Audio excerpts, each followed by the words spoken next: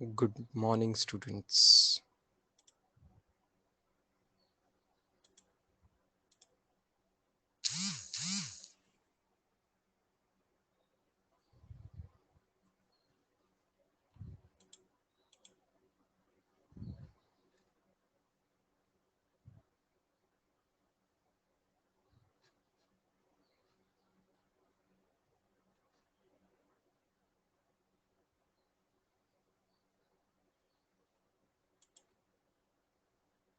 Can we start?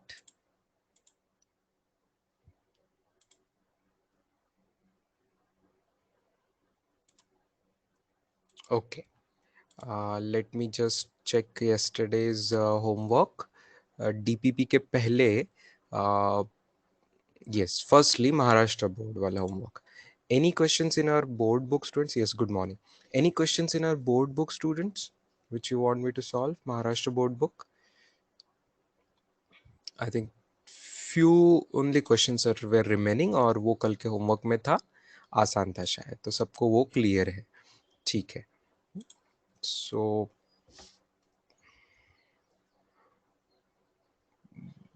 board book homework, 11th board book homework is clear to everyone. What about NCERT students? Fourth Shinde किस चीज का fourth, कौन सा fourth?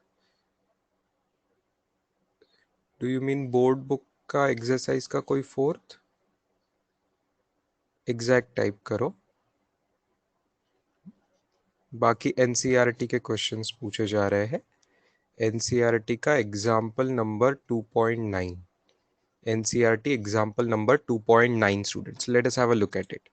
Let me open the NCERT book.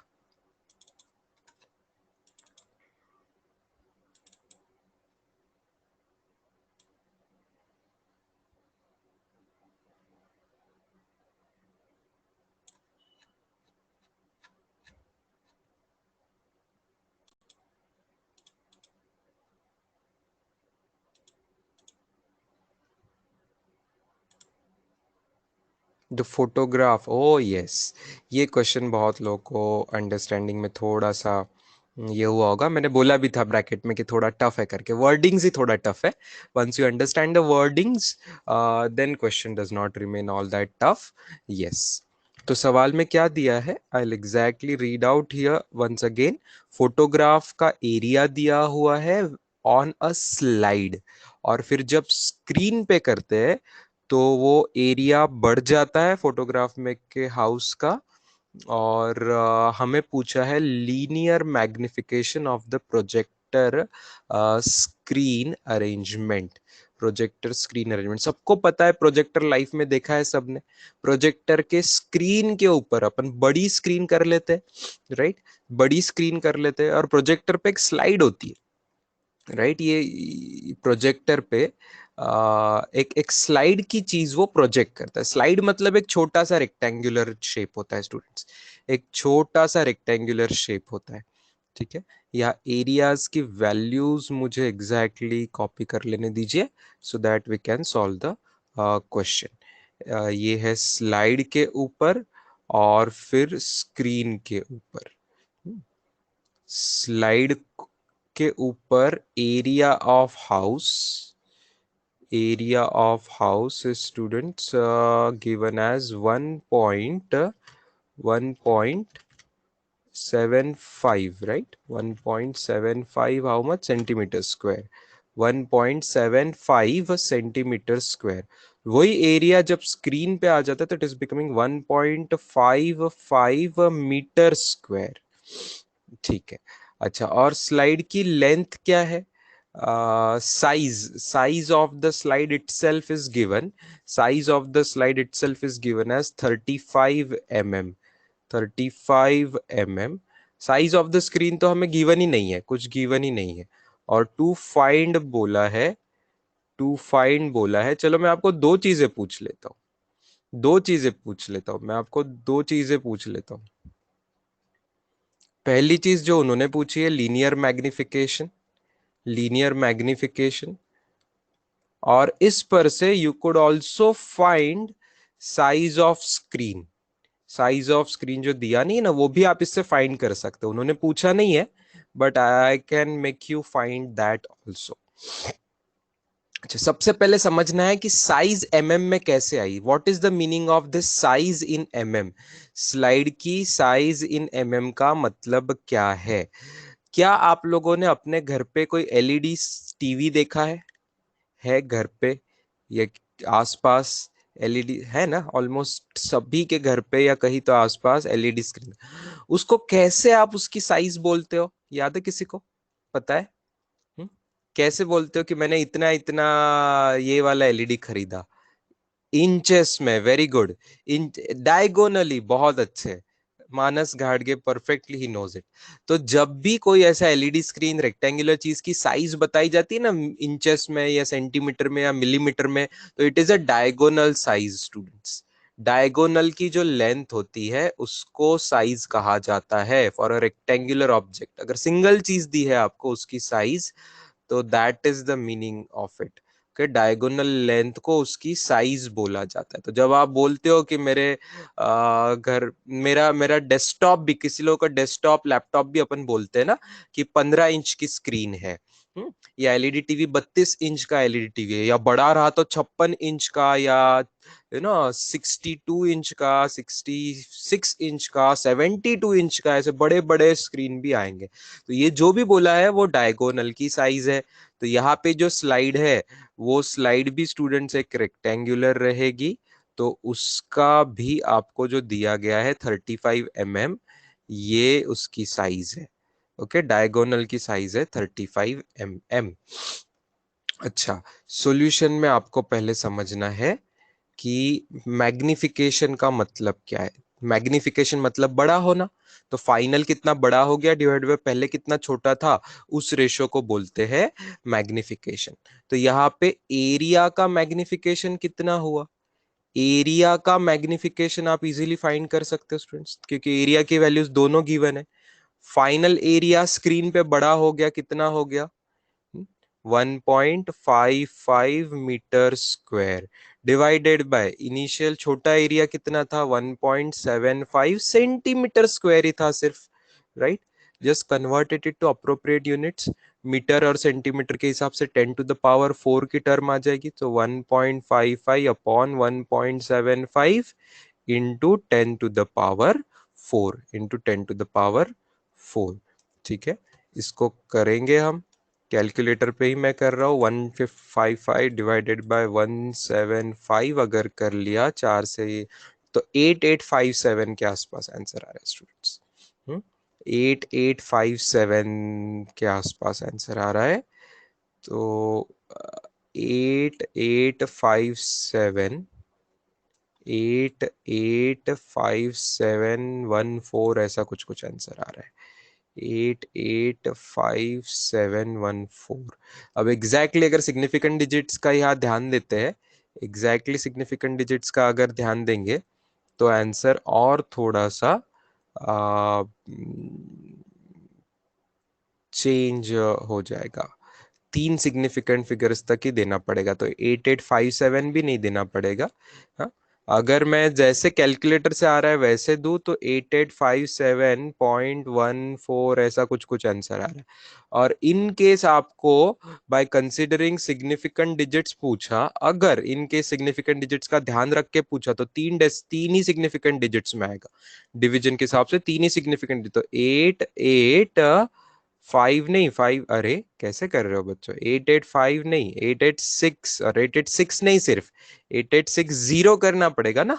8860 करना पड़ेगा, है ना।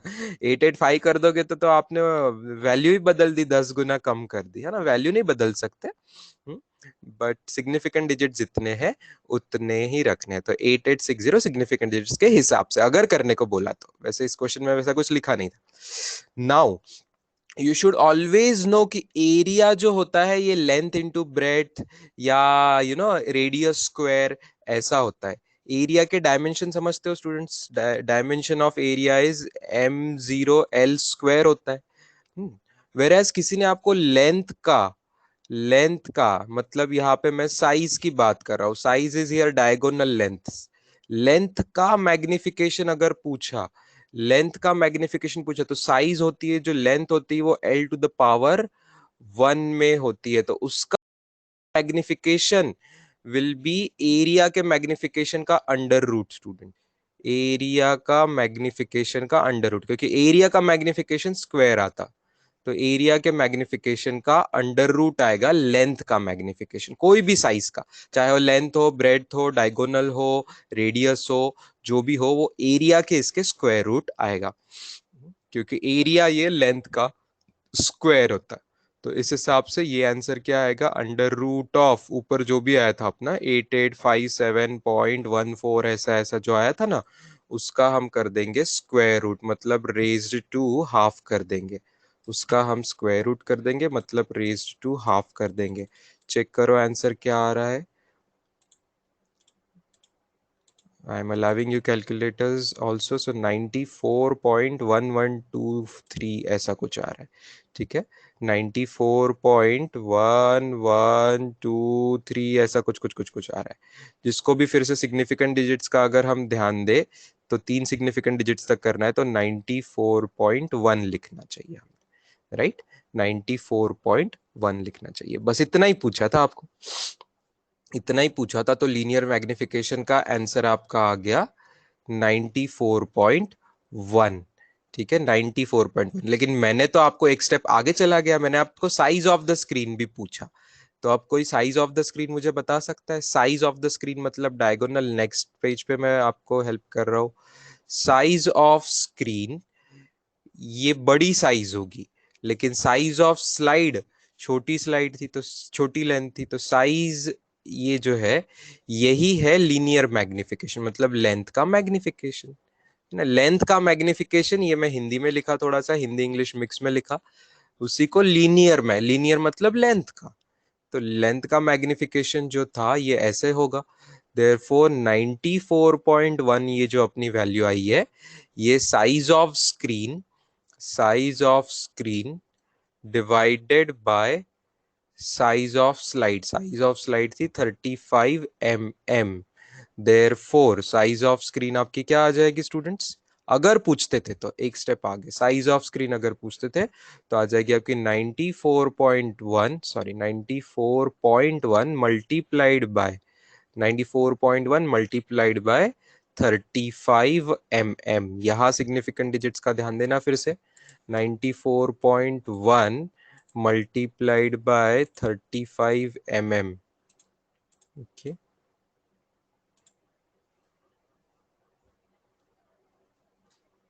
तो mm में आंसर कितना आ रहा है, 3293, यस 3293.5, 3293.5, यस वैसे बोलने में 3293.5 mm आ रहा है, लेकिन फिर से मल्टीप्लिकेशन है, सिग्निफिकेंट डिजिट्स अपने पास दो ही है मिनिमम, यहाँ पे 3 है, यहाँ पे 2 है, तो सिग्निफिकेंट डिजिट आंसर में 2 ही आने चाहिए, तो अगर हम सिग्निफिकेंट डिजिट्स का ध्यान रखते हैं, वेरी गुड वेरी गुड, तो 3300 आंसर देना चाहिए, मतलब ही मतलब ही 330 सेंटीमीटर भी लिख सकते हैं हम उसको, 330 सेंटीमीटर भी लिख सकते हैं, मतलब ही 3.3 मीटर भी लिख सकते हैं।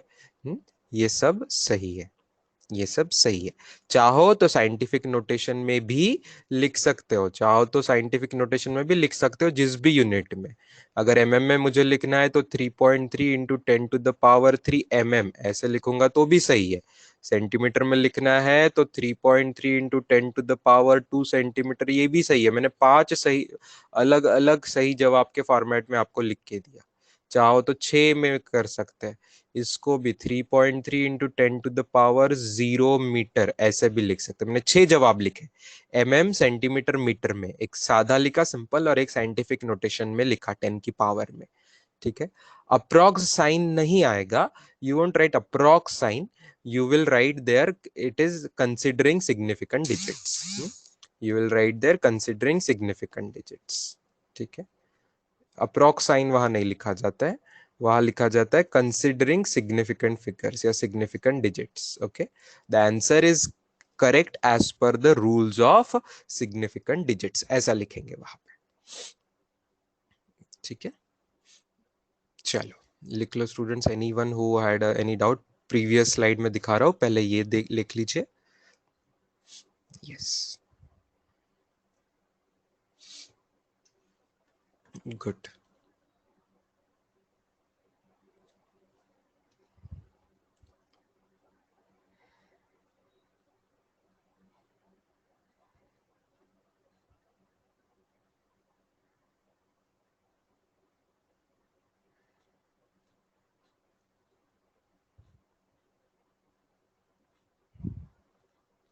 Meanwhile, any other questions from board or NCERT which you want me to explain होगा तो just let me know.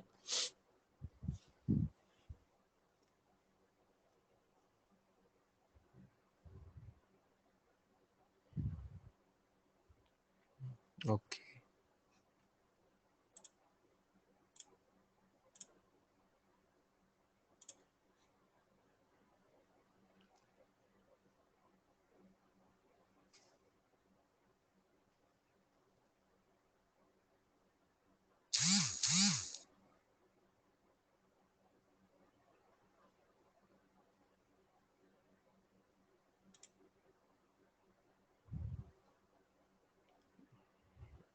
Okay, ठीक, ये स्लाइड का हो गया होगा। नेक्स्ट स्लाइड जो मैंने एक्स्ट्रा क्वेश्चन पूछा उस पे जाते हैं, you can even copy that and then I'll go to further doubts, 12th and 14th of NCERT first.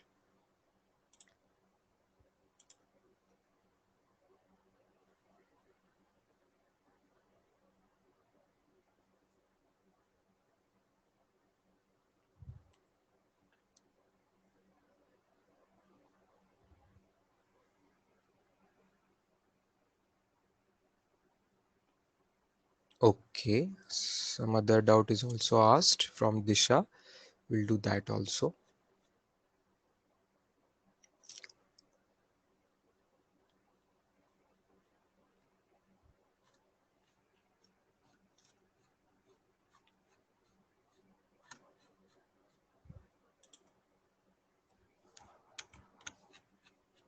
चलो 12th क्वेश्चन ऑफ एनसीईआरटी पे आते हैं पहले।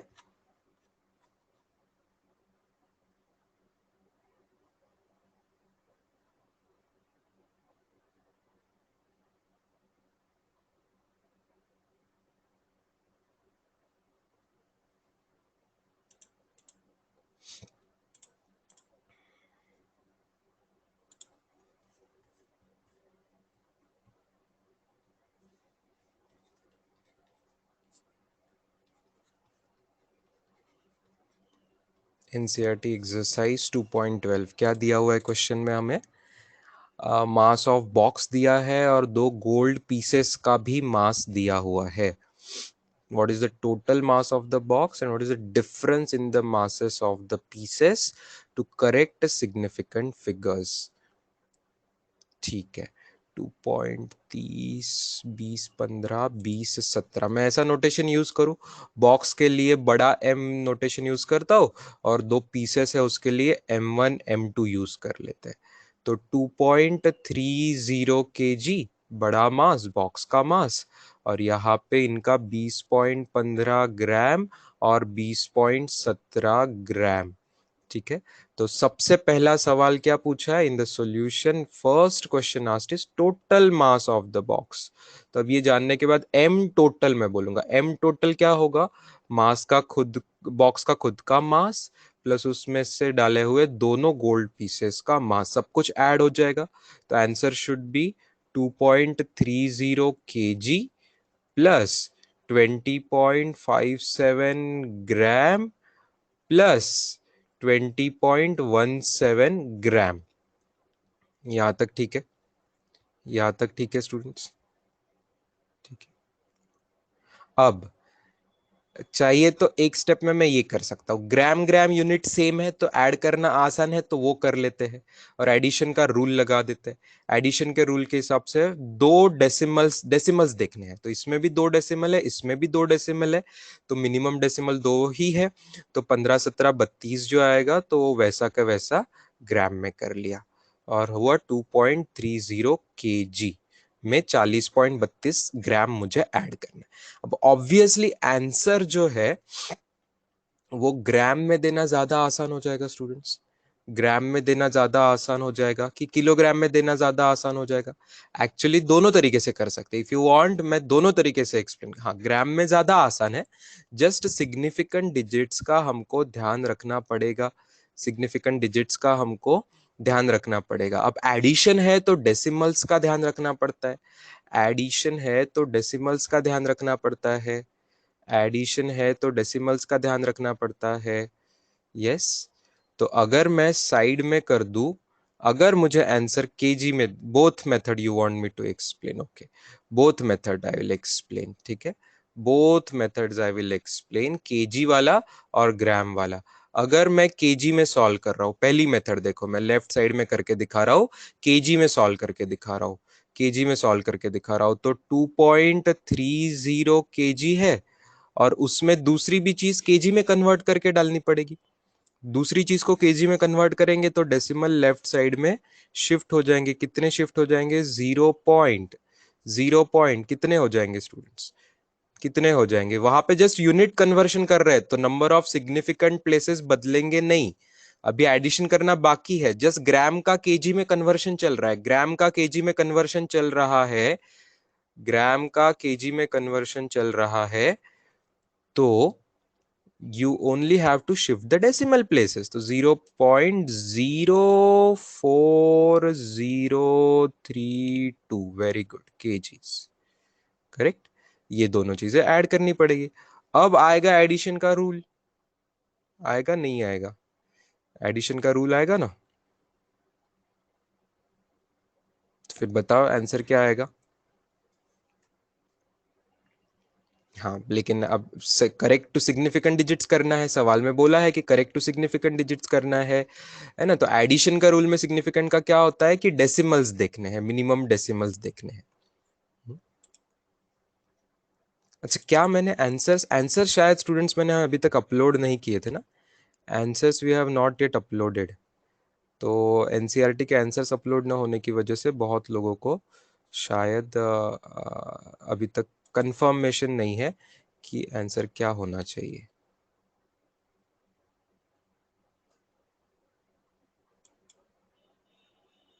NCERT has given answer that much, that is okay, but अपना answer क्या आ रहा है? अपना आंसर क्या आ रहा है? केजी के हिसाब से कर रहे हैं तो just look.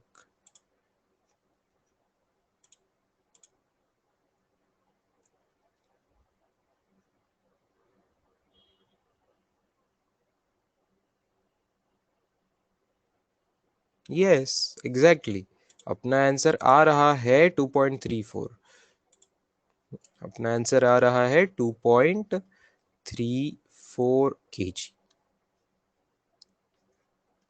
Yes that is our answer as per the kg method.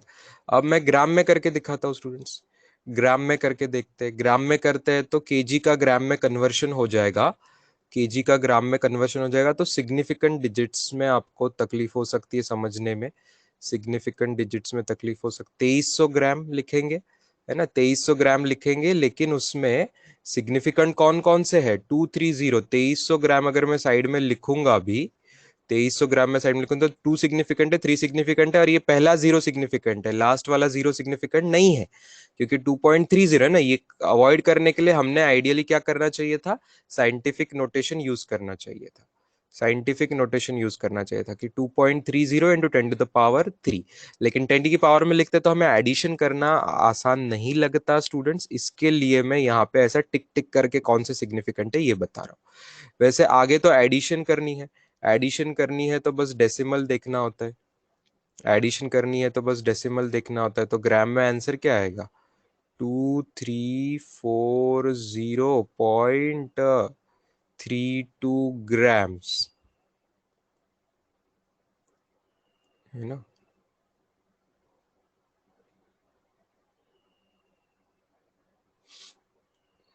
Right, right लेकिन लेकिन ऊपर में पहले देखो टिक कहाँ तक है, टिक कहाँ तक है, कहाँ तक सिग्निफिकेंट थे, वहां तक ही हमें लेना चाहिए स्टूडेंट्स, वहां तक ही लेना चाहिए। आगे की एक्यूरेसी बताना मतलब गलत चीजें बताना हो जाएगा, एक्स्ट्रा की एक्यूरेसी बताना हो जाएगा। जो कि नहीं है असली में। जो कि असली में नहीं है। तो इसके हिसाब से अगर आंसर इन ग्राम भी देना है तो मैं 2340 ग्राम दूंगा। 2340 ग्राम दूंगा। वेयर 2 3 4 तक सिग्निफिकेंट है, आखिरी वाला 0 भी इस बार सिग्निफिकेंट नहीं आया जहां तक टिक है।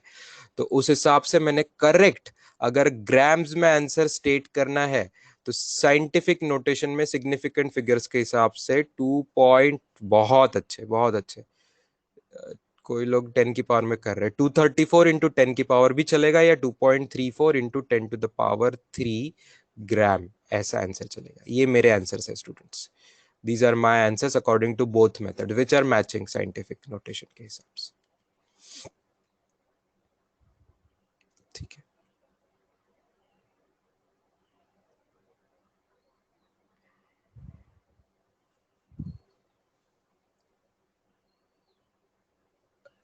तेईस सौ में 0 सिग्निफिकेंट आपने कैसे लिया?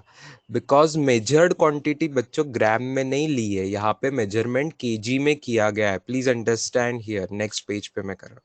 आपको मास दिया गया है 2.30 केजी में।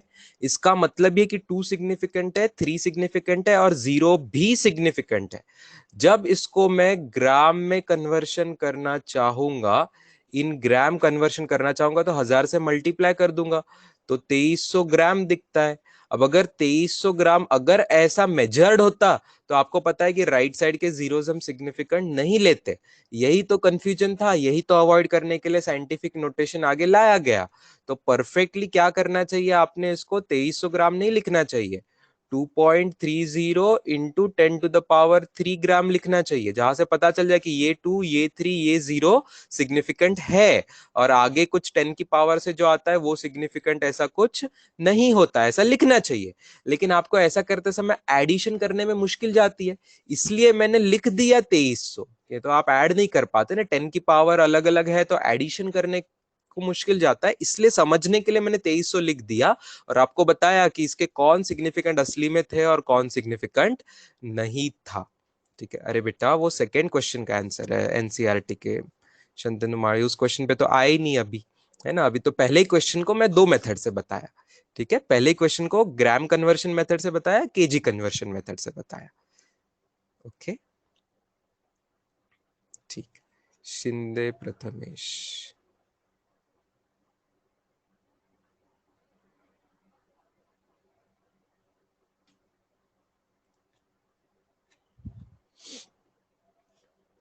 देखो दुनिया की मैक्सिमम बुक्स हर कैलकुलेशन करते समय सिग्निफिकेंट डिजिट्स का ध्यान रखती है क्या? Answer is no. HC Verma जैसी बहुत रेयर बुक है जो फिजिक्स के हर चैप्टर में सिग्निफिकेंट डिजिट का ध्यान रखती है। लेकिन बाकी मैक्सिमम बुक्स, एनसीईआरटी भी कोशिश करती है बट कभी कभी फेल हो जाती है। तो एनसीईआरटी एचसीवी ये दो ही बुक है, बाकी आप दुनिया की कोई भी फिजिक्स की बुक उठा लो, इतना अच्छे से सिग्निफिकेंट डिजिट हर चैप्टर में वो यूज नहीं करते, जबकि साइंटिफिकली करना चाहिए। क्योंकि हर चीज मेजरमेंट से आती तो साइंटिफिकली करना चाहिए, लेकिन दुनिया की हर बुक नहीं करती। इवन अपनी महाराष्ट्र बोर्ड बुक नहीं करती, बड़ी बड़ी डीसी पांडे की बुक, अरिहन की बुक, संगेज की बुक, दिशा की बुक, जो भी पब्लिकेशन उठा लो हर बार वो नहीं करते, लेकिन इस चैप्टर में करते हैं। तो सर हमने कब करना, नहीं करना? सिंपल मेथड है, जब क्वेश्चन में सिग्निफिकेंट डिजिट कंसीडर करना है तो क्वेश्चन में दिया जाएगा कि कंसीडर सिग्निफिकेंट डिजिट्स, ये दिया जाता है सेफली, तब आपको करना है कि give answer correct up to significant digits, तब आपको करना है।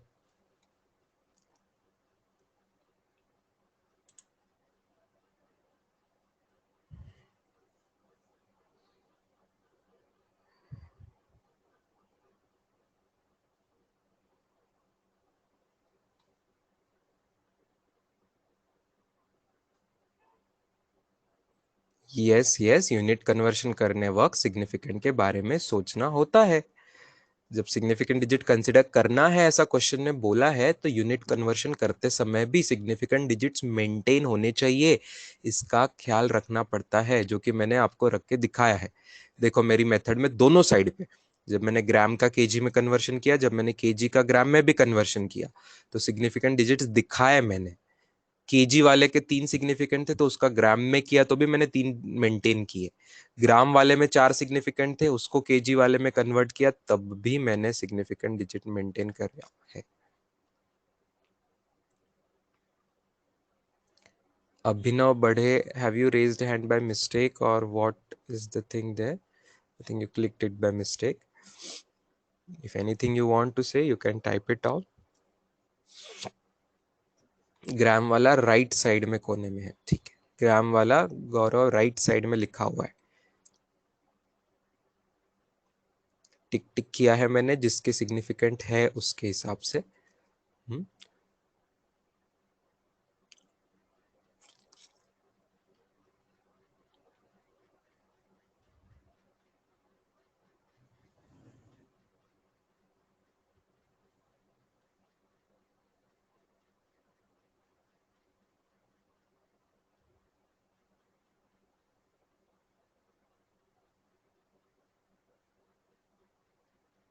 बेटर मेथड इज केजी वाली, यहाँ पे भले हमें ग्राम इजी चाहता है, but calculation wise because bigger answer is in kg, पूरा आंसर इन्होंने केजी में निकाला है, तो आप केजी वाला कर लीजिए। It's easy to understand also, आपको कोई कंफ्यूजन नहीं जा रहा है वहाँ। केजी टू ग्राम करते तो एक्स्ट्रा के जीरोस आते तो सिग्निफिकेंट में हमेशा कंफ्यूजन आने का चांस है। तो मैं आपको इसमें से पहली मेथड रिकमेंड करूंगा, जो भी आसान भी है और आपको सही जवाब वो भी देती ही।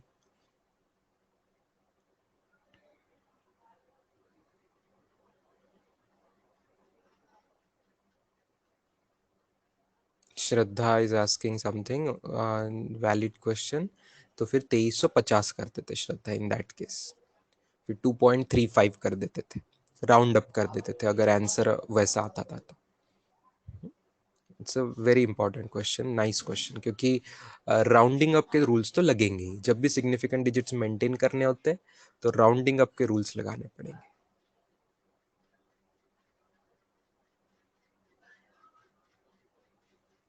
हाँ, यहाँ बोला है ना टोटल मास मतलब कंटेनर का लेके, yes box is a container here, तो उसका लेके, ठीक है। चलो, अब यहाँ पे अब किसी को डाउट नहीं होगा। जय जगताप, 2350 की 235 इसे बेटा, 2300 ग्राम में लिखेंगे तो 2350 लिखना पड़ता है, लेकिन फिर उसका आखिरी जीरो सिग्निफिकेंट नहीं होगा, तो उसको मैं वापस साइंटिफिक नोटेशन में लिख लूंगा 2.35 इंटू 10⁻3, जैसे मैंने लिखा है बोर्ड पे। बोर्ड पे भी ध्यान दिया करो बच्चों, जैसा बोर्ड पे लिखा है वैसे ही, बस 4 के बदले आपका 5 हो जा रहा है, क्योंकि राउंडिंग अप में आपने जो नया सवाल बनाया चैट बॉक्स पे उसके हिसाब से। ओके, चलो। सेकेंड पार्ट इसका इजी था स्टूडेंट। सेकेंड पार्ट में क्या पूछा था? डिफरेंस। डिफरेंस मतलब अब बड़े में छोटा माइनस करेंगे, तो M2 माइनस M1 आपको पूछा है। M2 माइनस मतलब 20.17 ग्राम माइनस 20.15 ग्राम, यहाँ तो कोई यूनिट का ही टेंशन नहीं है ना, तो सीधा सीधा सब्ट्रैक्शन का रूल, डेसिमल प्लेसेस देखने हैं, 2 डेसिमल में आंसर आना चाहिए, तो 0.02 gram, right. 0.02 gram will be the answer. 0.02 gram, point के पहले जीरो लिखो, कितने लिखना है नहीं लिखना है अपनी मर्जी है। यहाँ डेसिमल का रूल आ जाएगा सीधा सीधा सिंपल, कोई यूनिट कन्वर्शन का भी झंझट नहीं है, तो it is a easiest question, one of the easiest question. चलो, ये यहाँ तक पहुंचे हम। Next thing students, somebody asked 13th and 15th, yes 13th and 15th, 13 नहीं, 14th and 15th students, 14th and 15th NCERT का जो क्वेश्चन है, it is very much like similar questions है दोनों। what I would better do is उसका मैं snip लेता हूँ और एक स्लाइड पे आपको दिखा देता हूँ।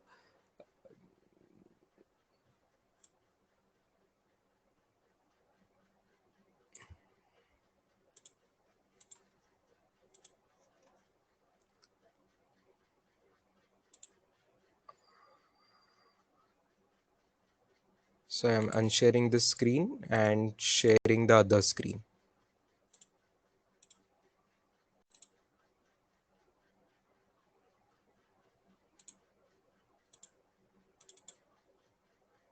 This we have been doing on your homework PowerPoint, homework of your batch.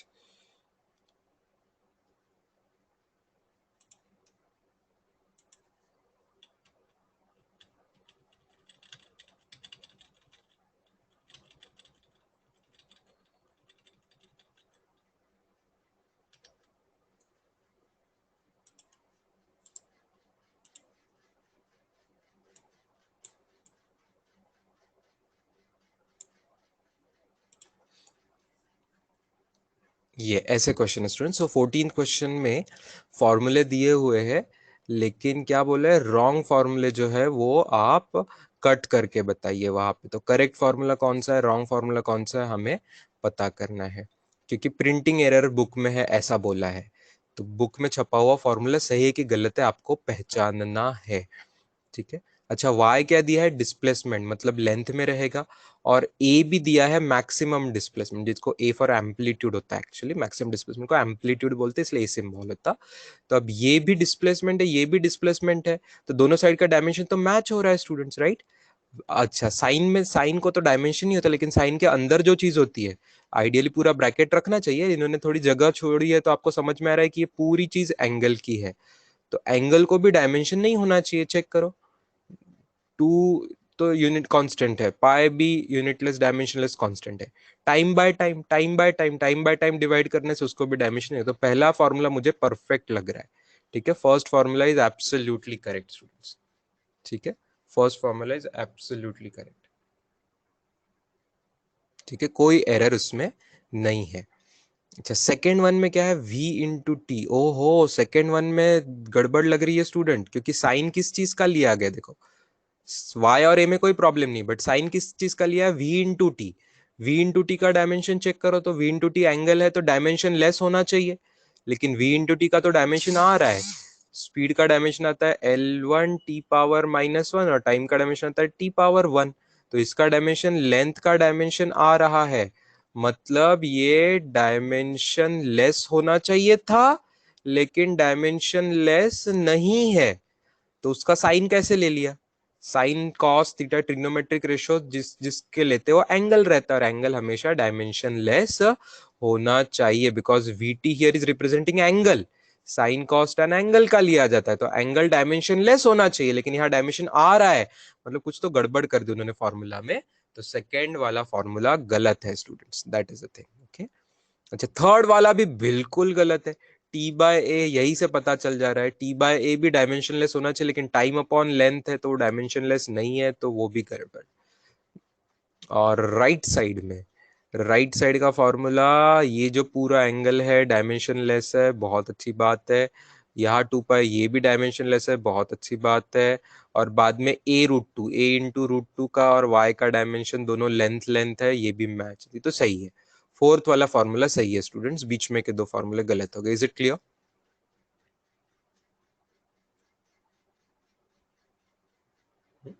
चलो, लास्ट वाला भी, नेक्स्ट क्वेश्चन भी जो है पूछा गया है, वो भी स्टूडेंट्स इसके हिसाब से, अभी अभी फॉर्मूला गलत है, उन्होंने बोल के रखा है फॉर्मूला गलत है, क्यों, क्योंकि वन जो है स्टूडेंट्स, ये डायमेंशन लेस कांस्टेंट है, लेकिन उसको सब्ट्रैक्ट किया है स्पीड ऑफ लाइट से, ये तो स्पीड है, स्पीड को तो डायमेंशन होता है स्पीड स्क्वायर, तो स्पीड का L⁻⁻1 T⁻⁻1 स्क्वायर करेंगे तो स्पीड स्क्वायर का डायमेंशन क्या हो जाएगा, L⁻2 T⁻⁻2 डायमेंशन हो जाएगा। तो दो अलग अलग चीजें, एक डायमेंशन लेस और एक को डायमेंशन है, इनका सब्ट्रैक्शन कर सकते क्या, इनका सब्ट्रैक्शन नहीं कर सकते। तो आपको सवाल क्या पूछा गया है कि इस फॉर्मूला में स्पीड ऑफ लाइट कहीं तो आती है, सी स्पीड ऑफ लाइट, लेकिन वो कांस्टेंट भूल गया है बच्चा, एक boy who has written this formula, वो कांस्टेंट सी वाला टर्म भूल गया है, तो सी वाली टर्म कहाँ होनी चाहिए आप सोचो। अच्छा, सी वाली टर्म भूल गया है, बाकी तो कोई गलती नहीं की है, मतलब उसने जो वन लिखा है स्टूडेंट्स, ये वन तो सही लिखा होगा, वन डायमेंशन लेस है, वो तो सही लिखा है ना, वो तो सही लिखा है, वो तो सही लिखा है। अच्छा, बाकी के देखो, मास और मास का डायमेंशन मैच हो रहा है, ऊपर मास और मास का डायमेंशन मैच हो रहा है, मतलब डिनोमिनेटर जो है, डिनोमिनेटर डायमेंशन लेस ही होना चाहिए स्टूडेंट्स, क्योंकि ऊपर मास मास का डायमेंशन दोनों साइड पे मैच हो गया, इक्वालिटी है, तो डिनोमिनेटर यहाँ पे क्या होना चाहिए, डायमेंशन, बिकॉज बिकॉज मैंने रीजन क्या बोला, बिकॉज एम का डायमेंशन और एम नॉट का डायमेंशन मैच हो रहा है, तो बचे हुए डिनोमिनेटर का डायमेंशन नहीं होना चाहिए, डिनोमिनेटर डायमेंशन लेस होना चाहिए, तो डिनोमिनेटर की वन वाली टर्म सही लग रही है, वी वाली टर्म गड़बड़ दिख रही है, तो आपको जस्ट क्या कर देना है, सही फॉर्मूला, आगे आगे मैं लिखूंगा, ये हमने एक डाउट सेशन में भी डिस्कस किया था, 2 हफ्ते पहले का शाम का जो डाउट सेशन था एक, उसमें भी हम किसी ने ये पूछा था क्विकली, तो हमने इसका क्विक डिस्कशन किया हुआ था, राइट। तो स्क्वायर रूट है तो स्क्वायर रूट रहने दो, ठीक है, वन की टर्म भी सही है, जस्ट वी की टर्म में गड़बड़ है, वो डायमेंशनलेस नहीं है। मतलब क्या होता था वहां पे, शायद V square by C square होता था, है ना। सी भी स्पीड ऑफ लाइट, वी भी किसी की स्पीड है, तो डायमेंशन अब मैच हो जाएंगे कि वी बाय सी का स्क्वायर डायमेंशन लेस हो जाएगा। ठीक है, वी बाय सी का स्क्वायर डायमेंशन लेस हो जाएगा, this will be the correct answer. ये बॉय ने सी भूल गया था, सी की टर्म, तो ये होगा correct answer to make it dimensionally correct.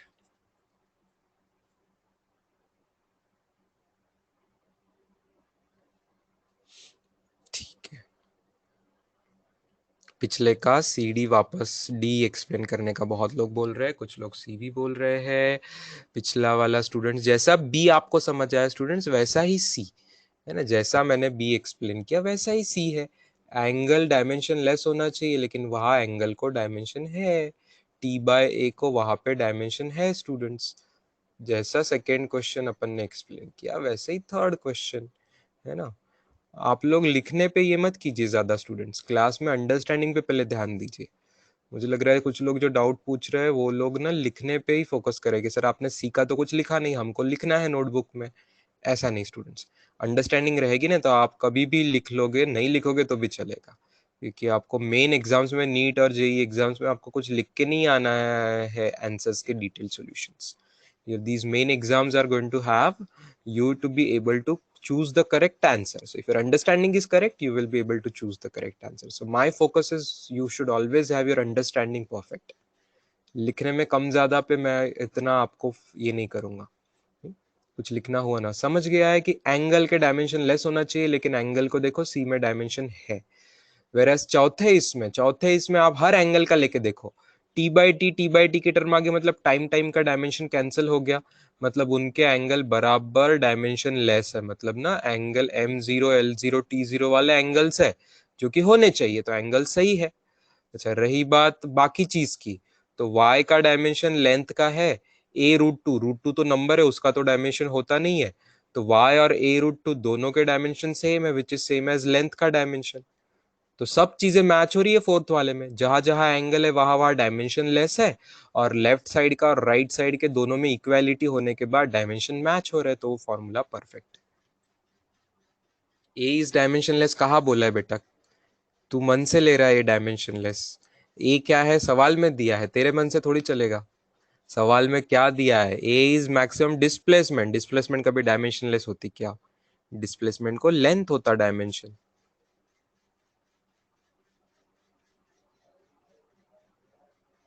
ठीक है, अभी जो चल रहा है उस हिसाब से डाउट पूछिए, जो पेज पे चल रहा है उस हिसाब से। चलो, थर्टींथ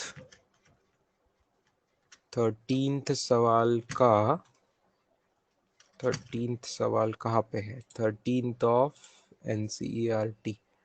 अरे, थर्टींथ ऑफ एनसीईआरटी कल का डाउट था बेटा, उसमें रूट सिर्फ सी को है, ये आपको ध्यान आया होगा, तो फिर बाकी क्वेश्चन में कोई दम नहीं बचता है।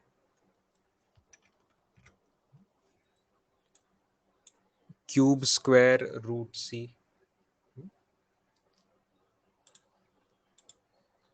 13th क्लियर है ना स्टूडेंट्स मैक्सिमम लोगों को, तो ये तो कल का डाउट पूछना चाहिए था आपने, परसों ही दिया था मैंने ये होमवर्क, तो कल ही डाउट आया है ना, तो क्लियर है स्टूडेंट्स। किसी को बच ही गया है तो फिर एक्स्ट्रा डाउट सेशन में पूछ लो। दिशा का भी, हाँ दिशा में भी ऐसा क्वेश्चन है, और एक किसी ने महाराष्ट्र बुक वाला पूछा था, what is was it 14th question, बहुत पहले टाइप किया था, वाज इट 14th क्वेश्चन।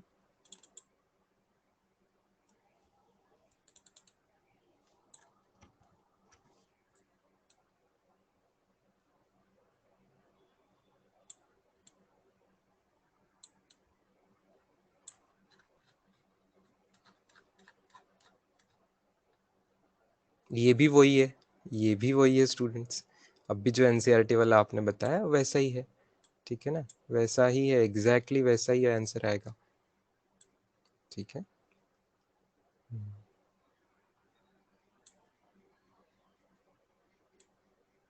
गौरव कौन से 5 की बात कर रहा है, 5 ऑर्डर ऑफ मैग्नीट्यूड वाला, ठीक है, यस इसका 5 वो भी देखते हैं। 14 शायद किसी ने नहीं पूछा होगा, या पूछा भी होगा तो अभी जो एनसीईआरटी का है उसी हिसाब से क्वेश्चन है, ठीक है। करने की जरूरत है क्या स्टूडेंट्स? नहीं ना, सबको आ रहा है ना? 14th is easy students. हाँ 14th, अगर बहुत लोग बोलते हैं सर एक्सप्लेन करो तो मैं बता दूंगा, तो एक्सप्लेन करके टाइप करो। 14 शुड आई एक्सप्लेन, तो एक्सप्लेन करके टाइप करो जिसको चाहिए ऐसा लग रहा है। यस चलो, इजी लग रहा है। तो फिफ्थ वाला देखो, nuclear radius as a dependence ऐसा ऐसा, and find the order of magnitude of R when expressed in metre, when expressed in metre for what? For a nucleus of mass number 125, मतलब mass number A होता है तो ए की value 125 बोल रहे हैं। चलो आ जाते हैं कोई बोर्ड पे। 1.3 इंटू 10⁻16,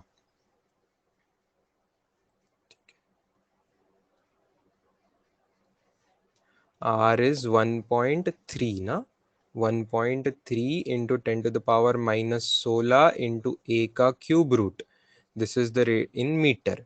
अब यहाँ पे ए की वैल्यू 125 दी है स्टूडेंट्स, तो 1.3 इंटू 10⁻16 इंटू 125 का क्यूब रूट, 125 रेज टू 1/3 मतलब क्यूब रूट। मीटर 125 का क्यूब रूट होता है 5, right? So it is becoming 1.3 into 5 into 10 to the power minus 16 meter. So what is the answer? 6.5 into 10 to the power minus 16 meters, ठीक है। अब हमें order of magnitude पूछी है, तो कल हमने देखा एंड में कि ऑर्डर ऑफ मैग्नीट्यूड अगर पूछी है तो 10 टू द पावर बी, इसको बोलते हैं ऑर्डर ऑफ मैग्नीट्यूड, या तो सिर्फ पावर बी को भी बोलते हैं order of magnitude, in what ever unit में है उस यूनिट्स में। बट इसके लिए कंडीशन रहती कि ये नंबर आपको ऐसे ट्रांसफर करना है कि वो 0.5 से लेके 5 तक होना चाहिए। अभी ये नंबर तो उससे बड़ा हो गया है ना, ये उससे बड़ा हो गया, तो उस रेंज में लाना है तो आपको क्या करना पड़ेगा, इसको लिखेंगे आप 0.65 इंटू 10 ऐसा लिखेंगे आप इसको, राइट, ताकि नंबर जो है ए आपका ये उस रेंज में आ जाए जैसे चाहिए, इंटू 10⁻⁻16 मीटर। तो अब आ गया आपका ए रिक्वायर्ड रेंज में, 0.65 इन रिक्वायर्ड रेंज, बाकी 10 की पावर एडजस्ट कर लो तो 10⁻⁻15 मीटर आ रहा है। तो ये है आपका ए और ये है आपका 10 to the power B as per the required notation. तो आंसर क्या है, बी की वैल्यू पूछी है, तो बी की value that is order of magnitude is -50।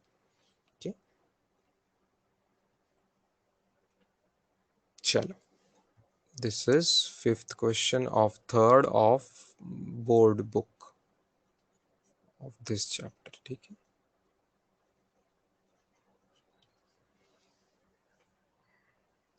Can we move to Disha question students now? यहाँ तक क्लियर है? Yes, दिशा पे जाते हैं फिर अरिहंत पे आते हैं। दिशा DPP, where is it?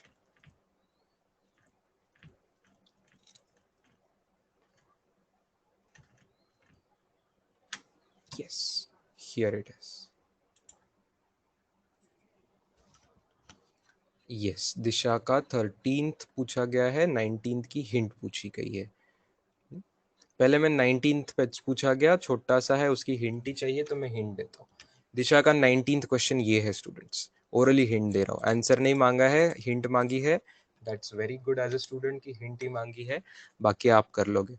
अच्छा, the random error in arithmetic mean of 100 observation is x, then the random error in arithmetic mean of 400 observation will be. छोटी सी हिंट दूंगा मैं स्टूडेंट्स, हमने कुछ दिन पहले जब एरर के टाइप्स पढ़ रहे थे उसके साथ एक छोटा सा पार्ट किया था कि एरर को रिड्यूस कैसे किया जाता है। तो अलग अलग मेथड्स थी कि आपका इंस्ट्रूमेंट बेटर एक्यूरेसी वाला ना, लेस लीस्ट काउंट वाला करो, ये एक चीज आई थी। एक ये भी सॉल्यूशन आया था कि एरर कम करनी है तो ज्यादा ऑब्जर्वेशन लो, ठीक है, ज्यादा ऑब्जर्वेशन लो। सिंपल बात है, यही हिंट है, जितने गुना ज्यादा ऑब्जर्वेशन लोगे इतने गुना एरर कम होनी चाहिए। ओके, यस, इनवर्सली प्रोपोर्शनल, जितने ज्यादा ऑब्जर्वेशन लेंगे तो फिर बाकी उसमें एवरेज करने के बाद एरर उतने गुना कम हो जाएगी, इनवर्सली प्रोपोर्शनल, परफेक्ट, ठीक है, that should help as a hint. Now 13th question,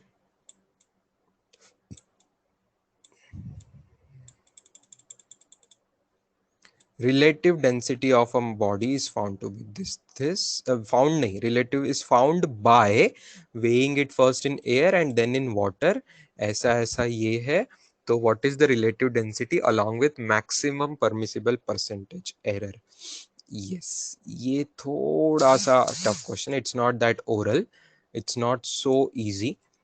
It's not like एकदम आप immediately देख के बता लोगे, but yes, थोड़ी 2 मिनट की मेहनत से आ सकता है। 2 मिनट की मेहनत में आ जाएगा अगर आपको फॉर्मूला पता है तो। अगर फॉर्मूला नहीं पता है तो आप में जाना पड़ेगा स्टूडेंट्स 9th स्टैंडर्ड के आर्किमिडीज प्रिंसिपल पढ़े थे आप लोग? 9th स्टैंडर्ड में याद आ रहा है आर्किमिडीज प्रिंसिपल पढ़े थे? वाई बॉडीज फ्लोट नाम का चैप्टर हुआ करता था 9th स्टैंडर्ड में, है ना? यस, उसके हिसाब से। तो जिनको फॉर्मूला का प्रूफ चाहिए उनके लिए मैं एक डायरेक्ट फॉर्मूला पहले लिख के दे रहा हूं। Relative density for this question is weight in air divided by weight loss in liquid.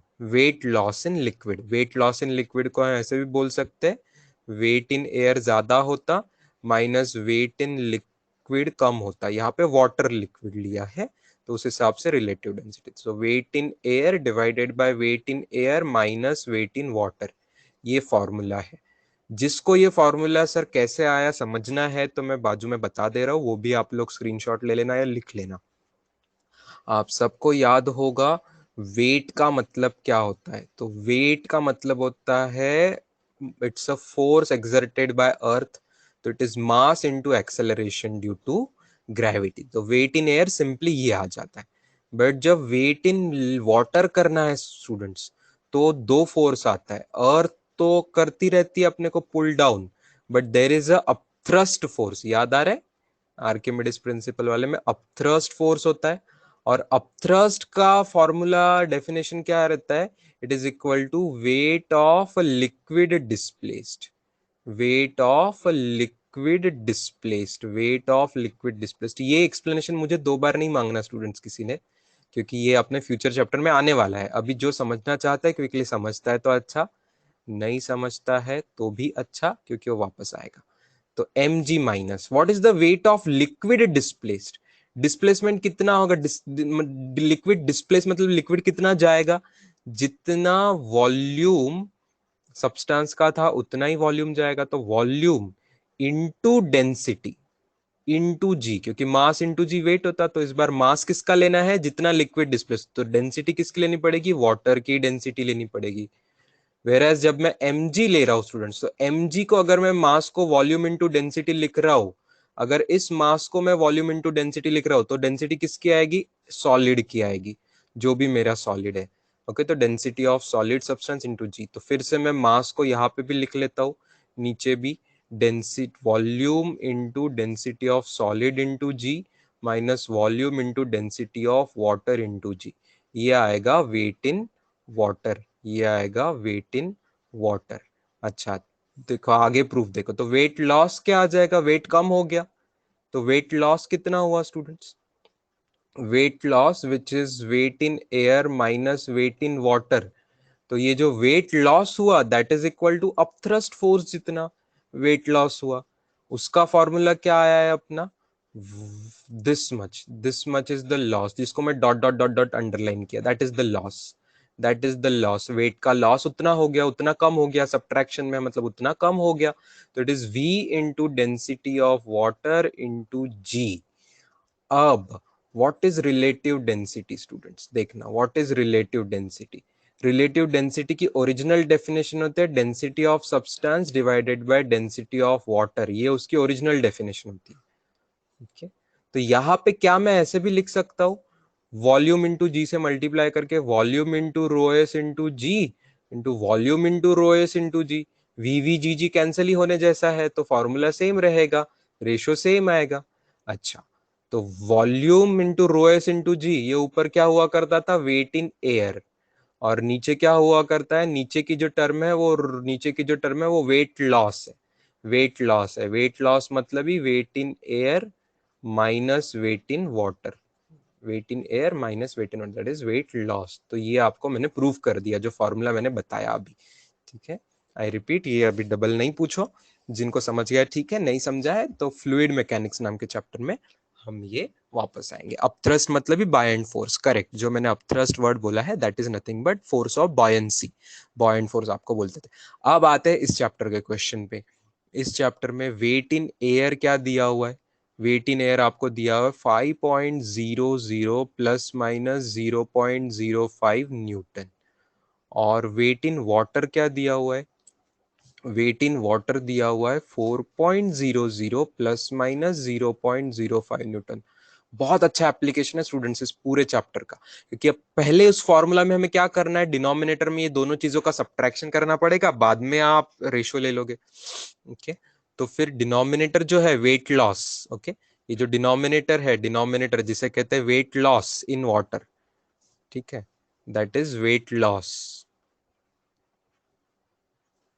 तो वेट लॉस मैं कैसे निकालूंगा? सब्ट्रैक्शन करके निकालूंगा। तो वेट लॉस क्या आ जाएगा स्टूडेंट्स? इनकी सब्ट्रैक्शन। तो सब्ट्रैक्शन करूंगा तो आपको ट्रू वैल्यू का सब्ट्रैक्शन तो सीधा सीधा सब्ट्रैक्शन आ जाएगा 1.00, राइट, है ना। इनका सब्ट्रैक्ट 5.00, 4.0 सब्ट्रैक्ट करेंगे तो 1.00। What about the error students? Error क्या होती है? हम एरर हमेशा मैक्सिमम एरर लिखते हैं। तो do you remember error add होनी चाहिए? वेरी गुड, है ना। हमने देखा था सब्ट्रैक्शन भी हुई तो एब्सोल्यूट एरर जो है वो हम ऐड कर देते हैं और बाद में प्लस माइनस साइन लगा, तो यहां आप दोनों एरर ऐड कर रहे हैं। Okay, errors added. भले फॉर्मूला सब्ट्रैक्शन का होगा लेकिन एरर्स तो मैक्सिमम एरर लेना पड़ता है तो ऐड हो जाएगी।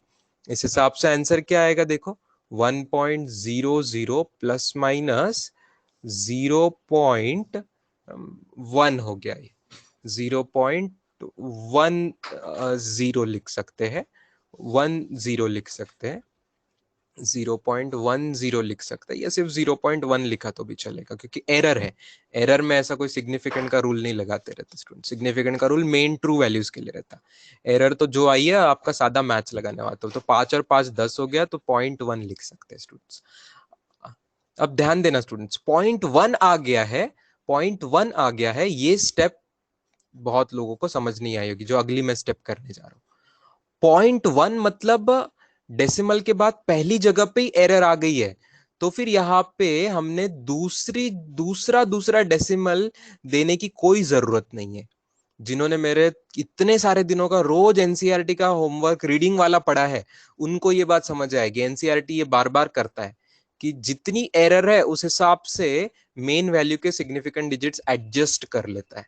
तो यहाँ पे इसको कंसिडरिंग सिग्निफिकेंट डिजिट्स को अगर बराबर कंसिडरेशन करेंगे तो इस हिसाब से ये सिर्फ 1.0 लिखेगा। फिर 1 पॉइंट, क्योंकि कोई मतलब ही नहीं बनता एक्स्ट्रा का 1.00 देने का, जबकि एरर पहले डेसिमल तक की एरर आ चुकी है। ठीक है, ओरिजिनल क्वेश्चन में एरर क्या थी? 0.05 सेकेंड डेसिमल पे एरर थी, लेकिन अब एरर ऐड होने के बाद पहले डेसिमल तक एरर पहुंच चुकी है। जब पहले डेसिमल तक एरर पहुंच चुकी है तो दूसरा डेसिमल एक्यूरेटली स्पेसिफाई करने का कोई मतलब नहीं बनता।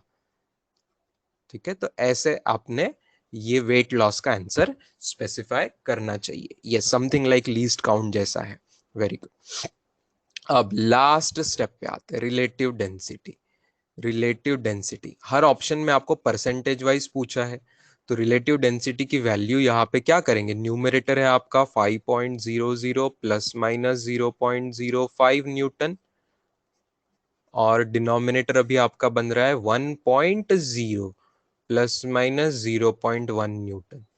ठीक है, सब सिग्निफिकेंट फिगर्स के रूल्स लगा लो। डिवीजन में क्या होता है, ऊपर 3 सिग्निफिकेंट नीचे 2 सिग्निफिकेंट बन चुके हैं अब, तो आंसर आपका 5/1 तो 5 आता है, लेकिन 2 सिग्निफिकेंट तक देना है। 3 और 2 में मिनिमम 2 सिग्निफिकेंट्स है। डिवीजन का रूल 5.0, 5.0 प्लस माइनस आपको परसेंटेज में पूछा हुआ है, आपको परसेंटेज में पूछा हुआ है, let me call it x percentage. ठीक है, एक्स परसेंटेज। और एक्स की वैल्यू कैसे निकालते हैं आपको पता है, मुझे अगले पेज पे जाना पड़ेगा। एक्स की वैल्यू कैसे, दोनों रिलेटिव एरर हम ऐड करके वो एक्स का परसेंटेज निकालते हैं। दोनों की रिलेटिव एरर ऐड करके हम एक्स का परसेंटेज निकालते हैं डिवीजन के हिसाब से। तो यहाँ एक्स का परसेंटेज में आंसर, एक्स का जो परसेंट, एक्स परसेंट कैसे निकालोगे आप? 0.05 बाय 5.00 ये उसकी रिलेटिव एरर, और दूसरे की 0.1 अपॉन 1.0 ये सब रिलेटिव एरर लेके आप 100 से मल्टीप्लाई कर दोगे। तो पहले का आंसर आ रहा है 1, दूसरे का आ रहा है 10, तो यू आर हैविंग 11%। एक्स का answer 11%। So final answer you will have 5.0 plus minus 11%। ठीक है, ये आंसर न्यूटन में है। ओके, 5.0 आंसर है तो न्यूटन में आंसर। चलो प्रीवियस स्लाइड दिखा रहा हूं मैं, और ये स्लाइड।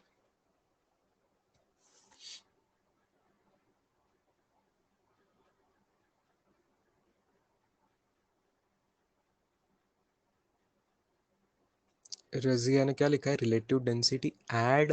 ऐड क्यों लिखा है मुझे नहीं समझा। रिलेटिव डेंसिटी ऐड कहाँ हो रही है? रिलेटिव डेंसिटी ऐड नहीं होती है। हाँ ठीक, बाय मिस्टेक। Okay fine.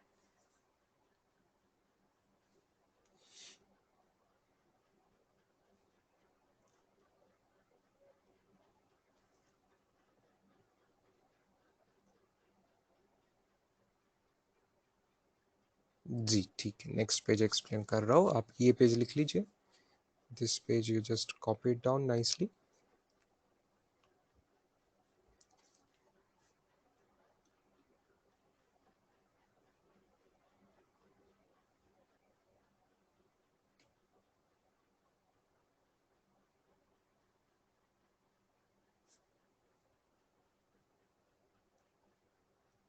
जिसको नेक्स्ट पेज नहीं समझ आया उनके लिए मैं थोड़ा लाल कलर में इसी पेज पे हेल्प कर देता हूँ। A delta A, B delta B, और ये चीज़ है जेड मान लो। तो Z is equal to A by B हम करते थे ना, तो उसमें डिवीजन का फॉर्मूला आपको लगाना पड़ेगा परसेंटेज एरर का। तो ये एक्स हम कैसे कैलकुलेट करेंगे, एक्स आएगा delta A by A plus delta B by B करके। ठीक है, और परसेंटेज है तो इंटू 100 करके। यही मैंने किया नेक्स्ट पेज पे।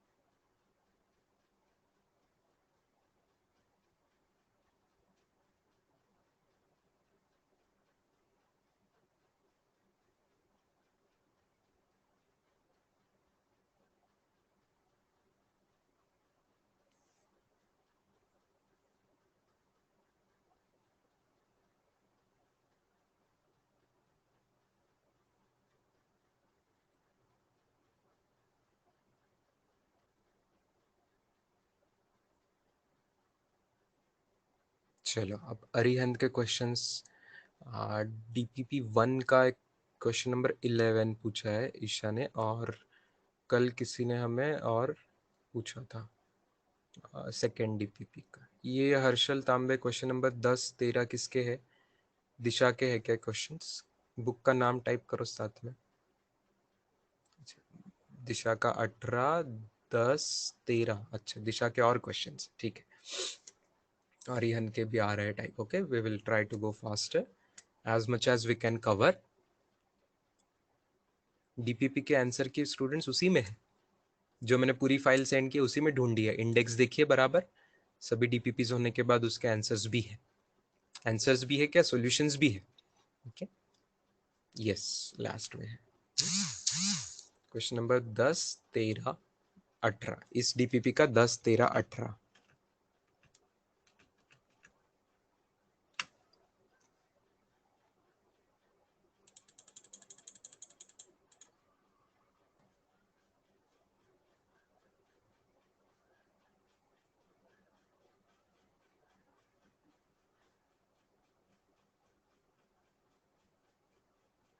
देखो,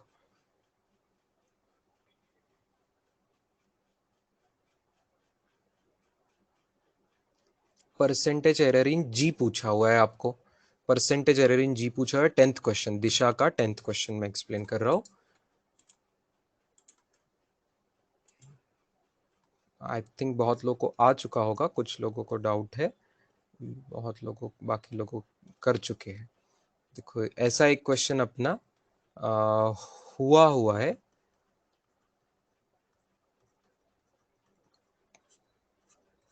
as in t is equal to 2 pi root L/G फॉर्मूले वाला। अब हमें g में एरर निकाल, g कैलकुलेट करना है, तो हम थोड़ा सा स्क्वायर कर लेते थे, t² इज 4 पाई² L/G और g का फॉर्मूला निकालते हैं, तो g is 4 pi into L upon t²। ठीक है, और उस हिसाब से डेल्टा g/g का फॉर्मूला अपना आता है अप्रोक्सीमेशन से delta L/L plus 2 times delta t/t। सब जगह मैं मॉड भी पुट करता था, अभी फास्ट में लिख रहा हूँ, मॉड नहीं लिखा, बट मॉड ही होगा, वहाँ पॉजिटिव वैल्यूज ही लेंगे।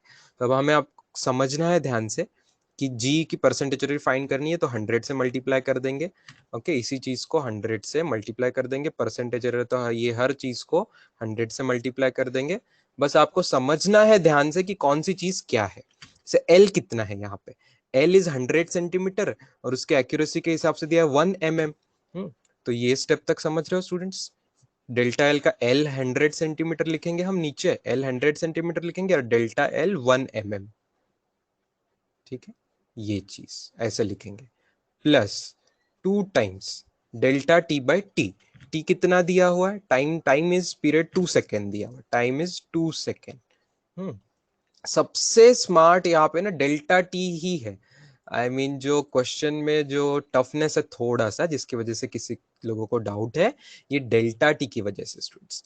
डेल्टा टी के लिए उन्होंने क्या किया, बहुत सारे ऑब्जर्वेशन लिए, 100 ऑसिलेशन लिए, एक साथ 100 ऑसिलेशन लिए बाय अ स्टॉप वॉच, जिसका लीस्ट काउंट 0.1 सेकेंड है। अभी हमने थोड़े 19वें क्वेश्चन के हिंट में बात की कि जितने ज्यादा ऑब्जर्वेशन करेंगे, तो उसके हिसाब से पर ऑसिलेशन आपका एरर कम हो जाएगी।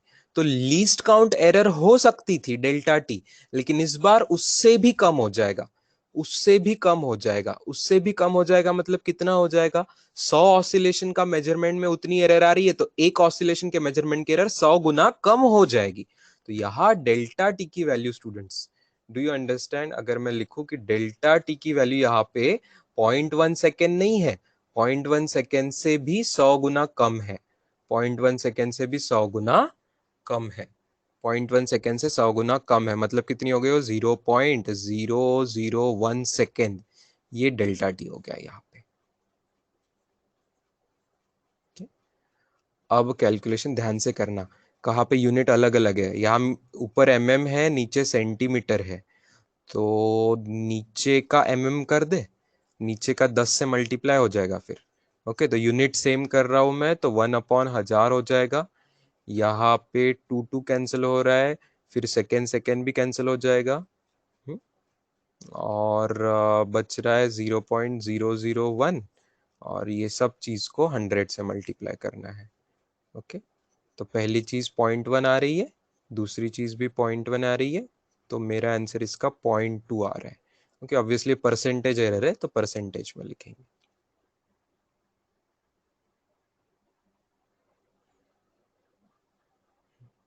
जहां मैंने स्टार किया है, आई बिलीव उसी स्टेप में किसी को गड़बड़ हुई होगी, बाकी सब स्टेप्स माइट बी क्लियर।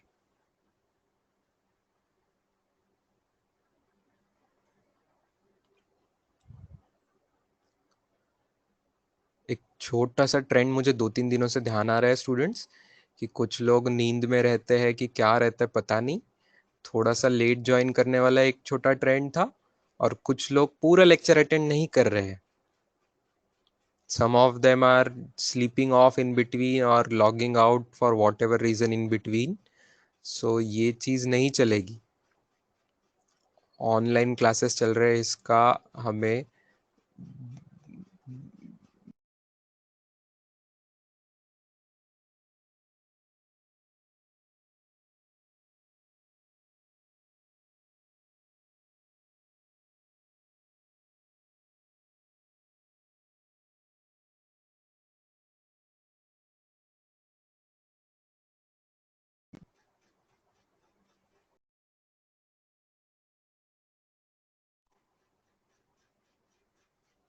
चलो 20% आंसर नहीं है यहाँ पे बेटा, 0.2% आंसर है। हाँ 20% नहीं, 0.2% आंसर है। Yes, here is the question, here are the options.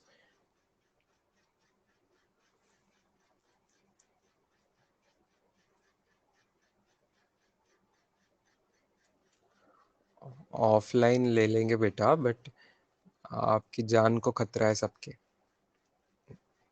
Offline में पढ़ाई अच्छे से होने वाली है, दैट इज श्योर, लेकिन government is not going to allow us for all of our benefit only. Very risky.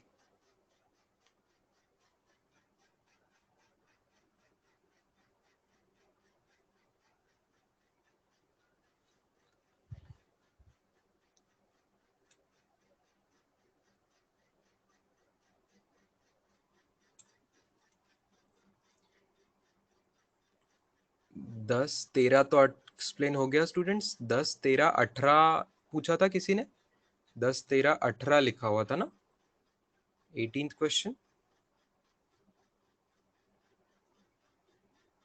Yes, ठीक है। तो आज का दिशा का last, hopefully last question to be discussed of Disha is 18th। Wow, this is a beautiful question students, amazing question.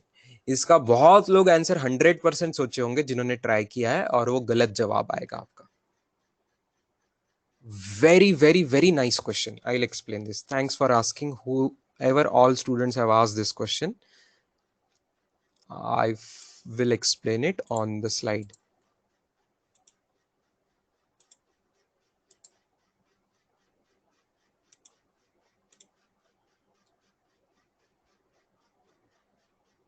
Can we change slide background also? Can we make it black yellow here also? Slide का design में, if we take a dark design, okay, let us try here.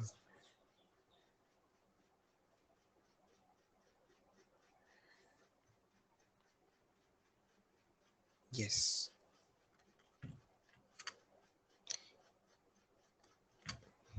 चलो, kinetic energy का formula है, ठीक है, kinetic energy, let's call it E. E का formula है half M V square, या हाफ तो कांस्टेंट है, कांस्टेंट है, इसमें कोई एरर नहीं है। और क्वेश्चन में मास में भी एरर नहीं दी है कोई, सिर्फ वेलोसिटी के मेजरमेंट में एरर बोली है, तो मास में भी कोई एरर नहीं है। मास भी कांस्टेंट मानना है यहाँ पे, मास का मेजरमेंट में कोई एरर नहीं बोली है, तो वेलोसिटी के मेजरमेंट में एरर है। तो फॉर्मूला अपना क्या बनता था, delta E by E is equal to 2 times delta V by V. तो अगर परसेंटेज से देखो, मैं पहले आपको बता रहा हूँ बहुत लोग इसमें क्या करेंगे करके। तो अब ये है परसेंटेज एरर इन वेलोसिटी, जो कि दी है 50%, 50% दिया हुआ है, तो उसका डबल हो रहा है, तो आंसर लोग क्या लिख लेते हैं, 100%, है ना। ये मेथड में क्या गलत है, ये आंसर गलत है। मैं पूछने जा रहा हूं इस मेथड में क्या गलत है। Will somebody be able to explain कि इस मेथड में क्या गलत है।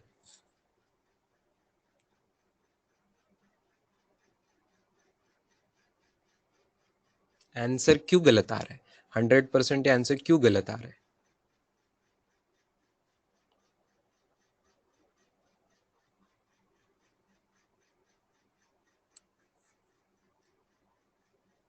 लेफ्ट साइड नॉट कंसिडर्ड बेटा, कंसिडर किया है ना, left side is percentage in kinetic energy, left side is percentage in kinetic energy, यही तो हमें फाइंड करना है, यही तो टू फाइंड है परसेंटेज इन काइनेटिक एनर्जी, ठीक है ना।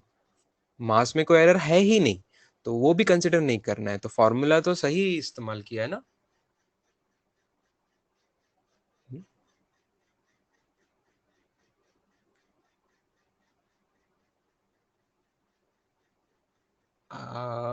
थोड़ा सा एक चीज किसी ने बोली है, 100% एरर नहीं हो सकता, या 100% एरर नहीं हो सकता, kind of yes, that's one of the closest correct comment.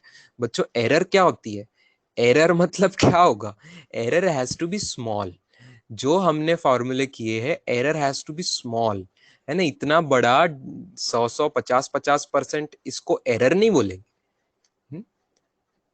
This much change is possible, but ऐसा चेंज को एरर नहीं कहना चाहिए। और in another words I will say, आपको याद होगा स्टूडेंट्स कि मल्टीप्लिकेशन और डिवीजन में जब मैंने किए थे फॉर्मूले की delta Z by Z is delta A by A plus delta B by B, ये रिलेटिव एरर ऐड हो जाता था, तो मैंने यहाँ अप्रॉक्स साइन दिया था, है ना। मैंने बोला था बुक्स देते नहीं है, बोलते हैं लेकिन लिखते नहीं है साइन, हम साइन भी लिखेंगे ताकि कंफ्यूज ना हो। अप्रोक्सीमेशन आया था, हमने क्लास में प्रूफ भी किए थे, प्रूफ्स में भी अप्रोक्सीमेशन थे, कोई टर्म्स निग्लेक्ट करी थी, कभी डिवीजन वाले में बी डेल्टा बी की टर्म निग्लेक्ट करी थी डिनोमिनेटर में, है ना। मल्टीप्लिकेशन वाले में delta A into delta B की टर्म निग्लेक्ट करी थी, तो निग्लेक्ट करी थी कोई टर्म, तो उससे हमारा अप्रोक्स आंसर आया था। तो दुनिया में कोई भी अप्रोक्सीमेशन कहीं पे भी नहीं लगा सकते, तो ये अप्रोक्सीमेशन कब वैलिड था? वैलिड फॉर, ये approximation is valid for small errors. Small errors generally books मानती है, generally up to 10%, generally up to 10% तक को ये अप्रोक्सीमेट फॉर्मूला यूज कर लेते हैं। अगर 10-10% से बड़ी एरर होगी एक क्वांटिटी में, तो फिर ये फॉर्मूला यूज करना एडवाइज्ड नहीं है। 10% से बड़ा करोगे तो ये फॉर्मूला यूज करना एडवाइस नहीं है। तो गलती ये है इस फॉर्मूला में कि इस फॉर्मूला में एक्चुअली ये एग्जैक्ट इक्वल टू होता नहीं है। क्या गलत है? गलती यहाँ पे है, गलती यहाँ पे है, ये इक्वल टू का फॉर्मूला होता नहीं है, ये होता है एक्चुअली अप्रोक्सीमेशन का। और वो अप्रोक्सीमेशन कब वैलिड है? अगर 10% तक की एरर रही तो अप टू 10% अप्लाई करना है, उसके आगे 50-50% दिखा तो ये वाला फॉर्मूला यूज ही नहीं करना है। आई बात समझ में? तो सही मेथड क्या है मैं बताऊंगा, बट आपको ध्यान रखना है कि एक क्वांटिटी की भी कोई एरर अगर इतनी बड़ी है तो उस एरर को एरर कहेंगे क्या? इट इज तो like big big mistake, I mean आप इतनी बड़ी बड़ी एरर कर रहे हो, तो ये अप्रोक्सीमेशन वाला फॉर्मूला उसके लिए यूज नहीं होगा। okay? चलो सही मेथड बताते हैं।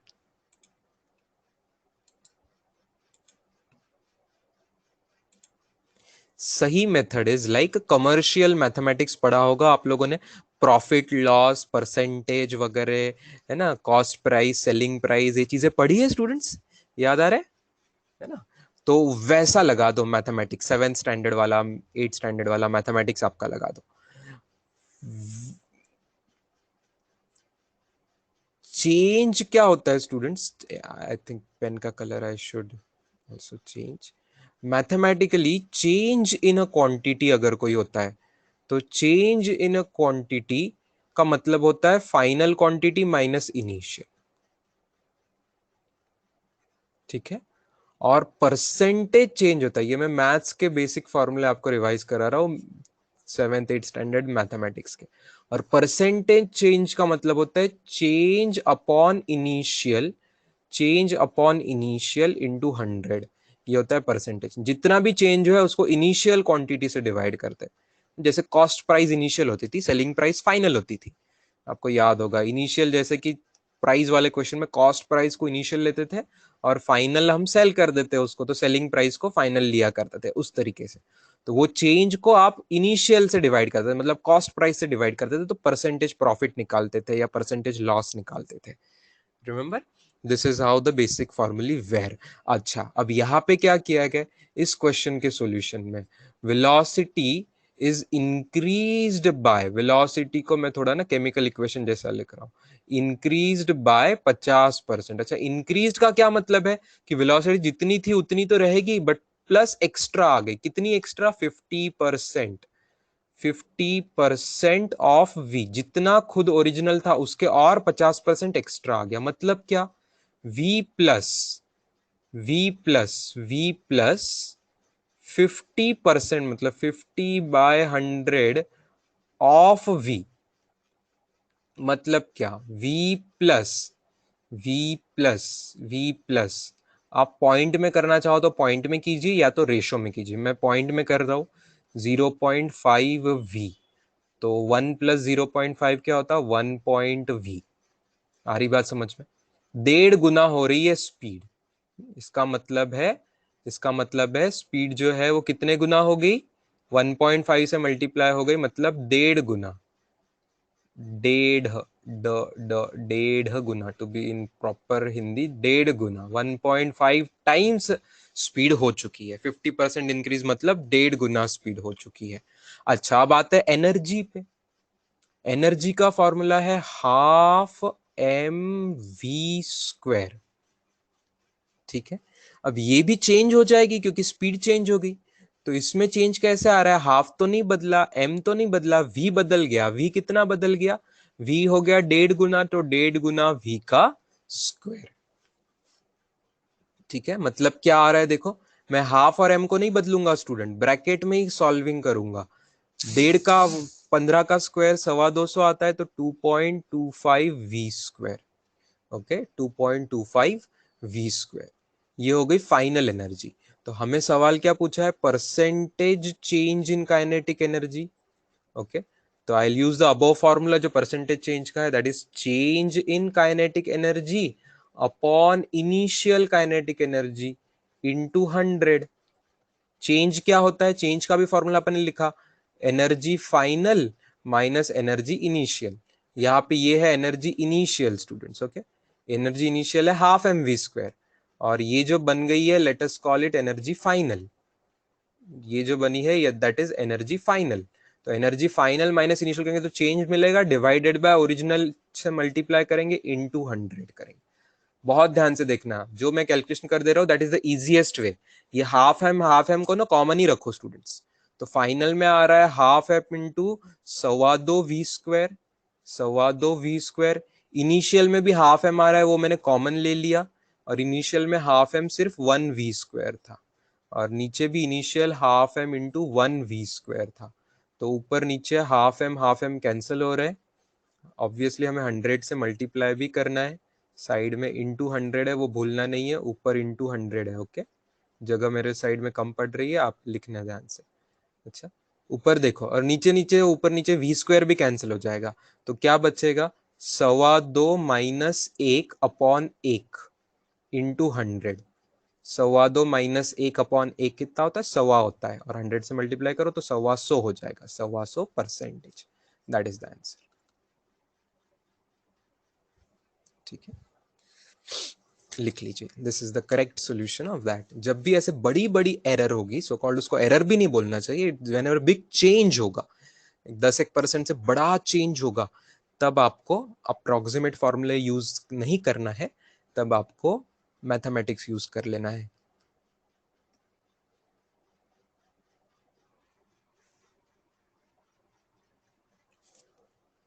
Percentage change in E explain करो। परसेंटेज चेंज इन ई का मैंने ये फॉर्मूला यूज किया बच्चों, जो कि टॉप में मैंने लिखा है।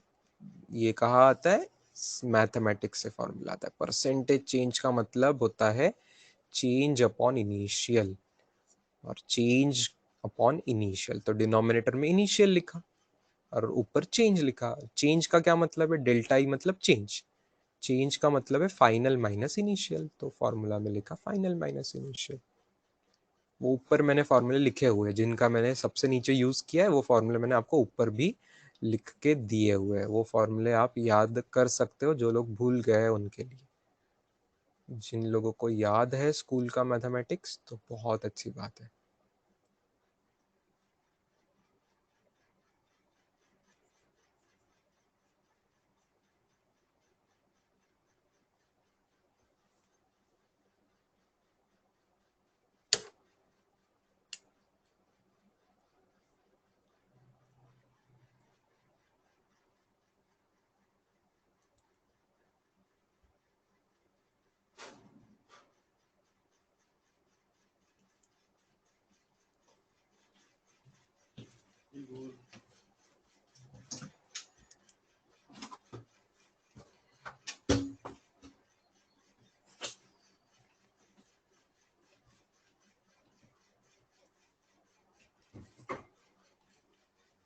Yes, now students we can move to Arihant doubts quickly.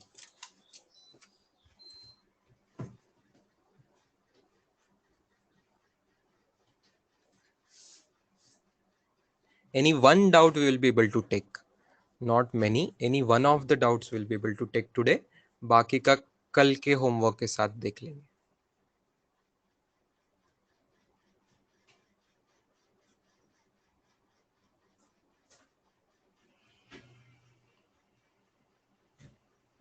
DPP 2 में से 13 और 27 पूछा गया है. डीपीपी 1 में से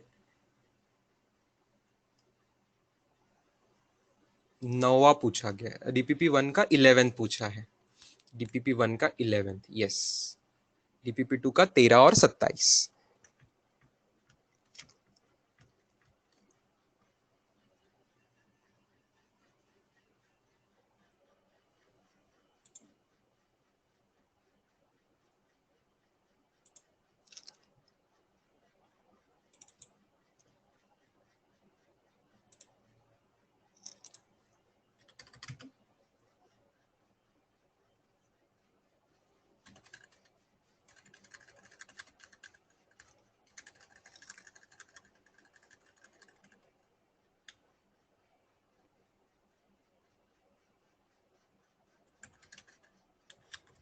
Yes, this is DPP 1, question number 11. According to Newton's second law, F is equal to ma, particle of mass this much is acceleration. Find the net force on the particle. देखो students, मास दिया हुआ है और acceleration दिया हुआ है, तो force क्या रहता है, m इंटू ए ना स्टूडेंट्स. एकदम आप ओरली कर लेंगे स्टूडेंट्स, मास इंटू एक्सेलरेशन. अब मास में कितने सिग्निफिकेंट डिजिट है आपको दिख रहे, 4 है, राइट. मास में 4 सिग्निफिकेंट डिजिट्स दिख रहे हैं और एक्सेलरेशन में 5 सिग्निफिकेंट डिजिट्स दिख रहे हैं. मास में 4 दिख रहे हैं, एक्सेलरेशन में 5 सिग्निफिकेंट डिजिट दिख रहे हैं, राइट. तो आंसर में, very good students, very good. Answer में कितने होना चाहिए, दोनों में से कम. 4 और 5 में से कम क्या है, 4. ठीक है, तो आपको एग्जैक्ट कैलकुलेशन करने की जरूरत भी नहीं है. जस्ट ऑप्शंस ध्यान दीजिए, कौन से ऑप्शन में 4 सिग्निफिकेंट फिगर्स तक आंसर है. ऐसा एक ही ऑप्शन दिख रहा है आपको, दैट इज सेकेंड ऑप्शन. तो बस उसी को टिक करना आपको, ये आपको फायदा है. अगर अगर 4 सिग्निफिकेंट डिजिट्स वाले एक से ज्यादा ऑप्शन होते तो फिर आपको थोड़ा कैलकुलेशन भी करना पड़ता. लेकिन यहाँ पे एक ही ऐसा ऑप्शन जिसमें 4 सिग्निफिकेंट डिजिट्स है, तो आप सीधा उसी को आंसर टिक करेंगे. ठीक है, चलो बहुत अच्छे. Then where do we come, I think ये क्विक हो गया, तो एक और मैं ले सकता हूँ. सेकेंड डीपीपी का 13 मैंने ग्रुप पे भी डाला हुआ था, बट इसको एक्सप्लेन करने को थोड़ा टाइम लगेगा. 27 क्या है, is it easier, let me just quickly have a look at 27th question. Oh my god, no, this is also not that easy, it will take some time, we are above the time already. तो I think मैं आज रुकता हूँ. Let's have a gap of 15 minutes for which ever lectures you need. 26 पे एक comment करते हैं. 26 वाला क्वेश्चन किसी ने मुझे एक पर्सनल मैसेज दिया था कि क्या सर इस फॉर्मूला का, इसमें हम वही फॉर्मूला यूज करेंगे जो एनसीईआरटी में हमने पैरेलल रेजिस्टेंस वाला किया था. तो I said very correct observation, क्योंकि आप फॉर्मूला देखिए एकदम पैरेलल कॉम्बिनेशन जैसा ही है ना. 1/r equivalent is equal to 1/r1 plus 1/r2 जैसा ही फॉर्मूला है. तो इस क्वेश्चन में भी आप वही यूज करेंगे जो एनसीईआरटी के सॉल्व्ड एग्जांपल में यूज किया था. That is delta F by F square will be equal to delta V by V square plus delta U by U square. ऐसा फॉर्मूला आप यूज करें. चलो ठीक है students, today will have new homework and see you tomorrow with that. Have a good day students, bye. Yes.